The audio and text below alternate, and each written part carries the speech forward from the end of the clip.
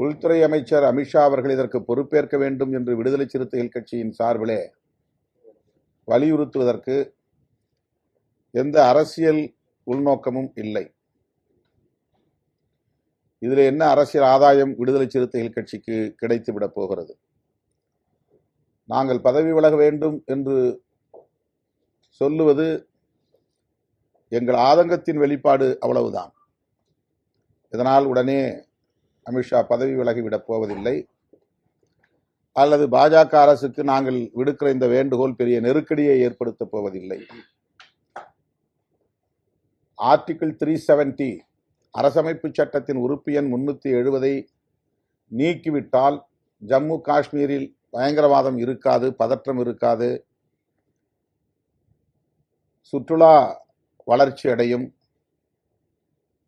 யாரும் அங்கே தொழில் தொடங்கலாம் என்கிற ஒரு கருத்தை திரும்ப திரும்ப பாஜக அரசு சொல்லி வந்தது.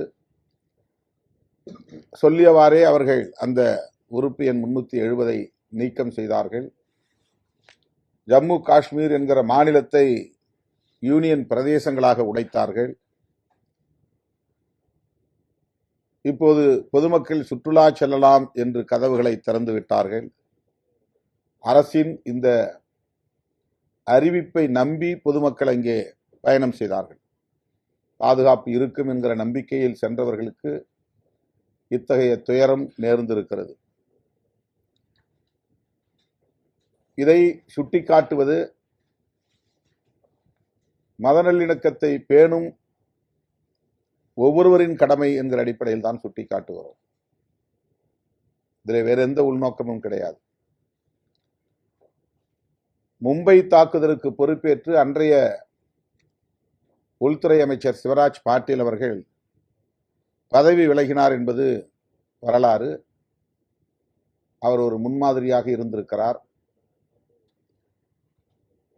அந்த அடிப்படையில் தான் சுப்பிரமணிய சுவாமி கூட உள்துறை அமைச்சர் அமித்ஷா பொறுப்பேற்க வேண்டும், அவரை அந்த பதவியிலிருந்தே நீக்க வேண்டும் என்று கோரிக்கை விடுத்திருக்கிறார்.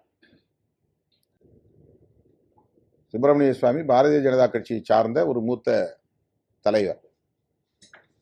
ஆகவே நாட்டின் நலன் கருதி பயங்கரவாதத்தை ஒடுக்க வேண்டும் என்கிற அடிப்படையில் தான் விடுதலை சிறுத்தைகள் கட்சி இந்த கோரிக்கையை எழுப்புகிறது. மீண்டும் வலியுறுத்துகிறோம்.